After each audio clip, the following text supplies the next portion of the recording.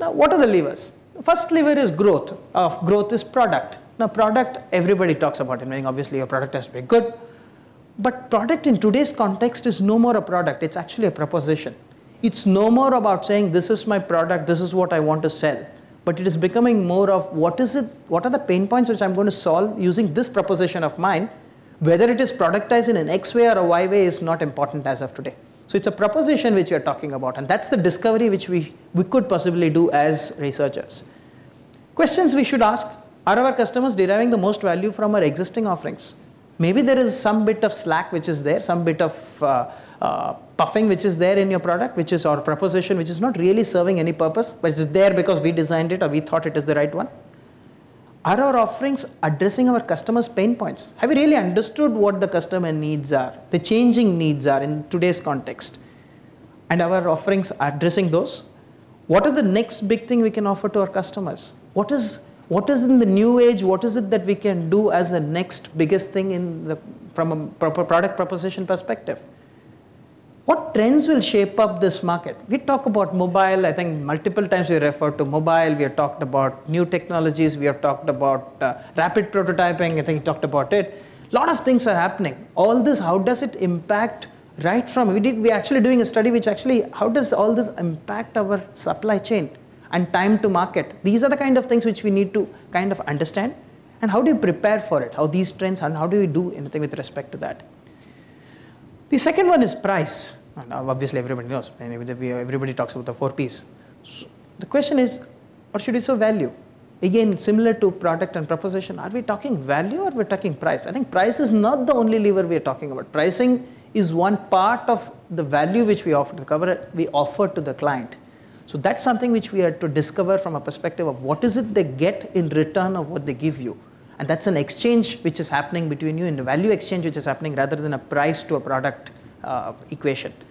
Now, question is, what optimal price for my product service to maximize profitability? I mean, ultimately, we are all looking to maximize profitability.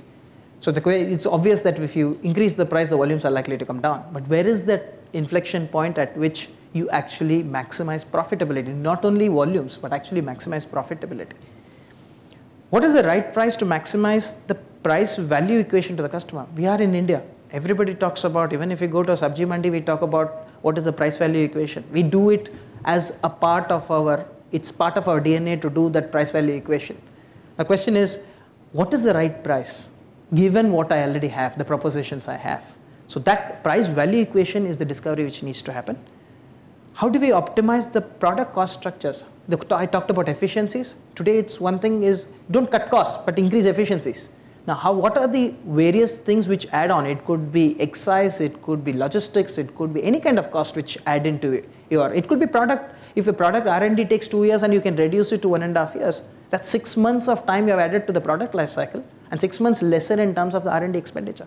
I'm just using back of the envelope, but those are all options which we have. To understand that, trying to understand what is the product cost structures and how do I optimize it is something which we can do. The other question is, how do you assess the impact of competitive price movements? It's a dynamic market. Suddenly there is a competition who comes in and gives a discount in the market. The question is, how do we assess and what are the various scenarios which we will be faced with?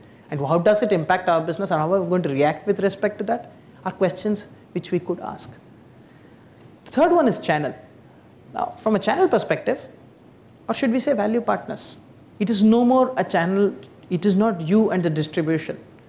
They are value partners. They are extension to the value proposition you are offering to the client, to the end user. They are the people who are the front end for you. So treating them me versus them is no more the choice. It's an inclusive process which has to be there, and that's why I call them value partners. Is the channel optimally structured to maximize efficiencies? It's not only financial efficiency, it's not only reach. It's a role, it's a fit. It is the marriage of two of us. When we talk partnerships, it's all about a marriage of two different partners. Do we have it optimally structured in both role and financially? How best do we benchmark our push incentives to maximize sales? When I say push incentives, it's not only margins. There are many other things when it comes to incentives. It could be soft incentives, it could be hard incentives. These are things which to understand from a channel perspective. Do the channel partners have the right organizational fit to fit our firm culture? That's as I discussed in the first point. It's all about the fit. When you say value partnerships, it's about partnerships. When you say partnerships, the fit has to be there, right from a management fit, understanding who they actually are. How best do we use new age and alternate channels to increase our sales? This is something which is coming up big time. Everybody talks about online, everybody talks about using mobile, but how do we really use it? How does that bring efficiencies to me, and how best can I leverage that to maximize my growth? What is the optimal mix I need to have between online and what should be? What are the benchmarks which I can use for actually to kind of understanding the effectiveness of these channels in my category? These are the kind of questions which we need to ask ourselves. Fourth one is new territories, or should we say transnationalization? We talk about transnational companies today, meaning you have the large Tatas, you have got the Birlas, everybody talking about it. But it need not be only large companies. Even small companies go through transnational efforts. Every company has started talking transnational because we have to live with 300 basis points lower than forecast numbers. That said, we have to look for opportunities to sell beyond our border, and there are opportunities existing. So which new markets should we explore, and how should we prioritize? Should we run after everyone? Whom should we go after first? There are so many markets to go after. And what is logical from our extension perspective? What are the considerations for a successful new market entry? Have we understood all the nuances of each market? Have we understood what really drives the market and what are the nuances? That's something which you could look at. What should be the mode of entry? Should we acquire a local company including the brand? Should we acquire local capacity and brand it ourselves?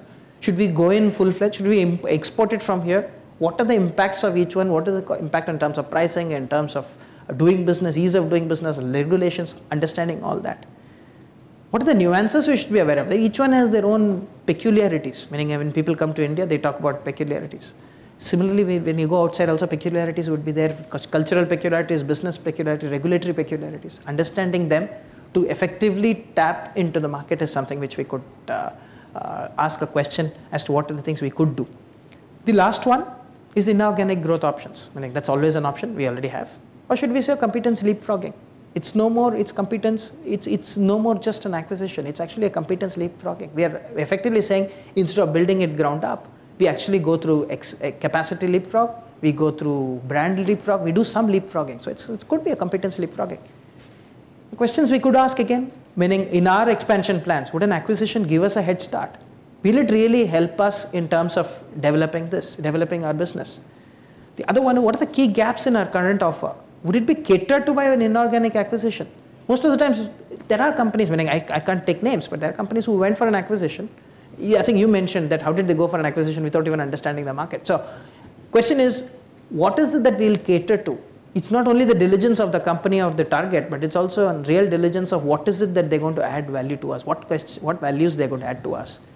Does the partner have the management, technical and financial fit to our culture? I think I don't have specifics, but it's always that almost 80% of the M&As fail not because there was nothing to do with strategy. It's to do with the fit which was not there. Mostly it is soft skills like management fit. The last thing is, how do we verify the claims of potential business partners? And I think in Indian context that's even more important because websites can be brilliant, claims can be brilliant, PPTs can be brilliant. But are they actually what they are? We don't know what we don't know. That discovery has to happen through a rigorous diligence process. That's something which questions we could ask.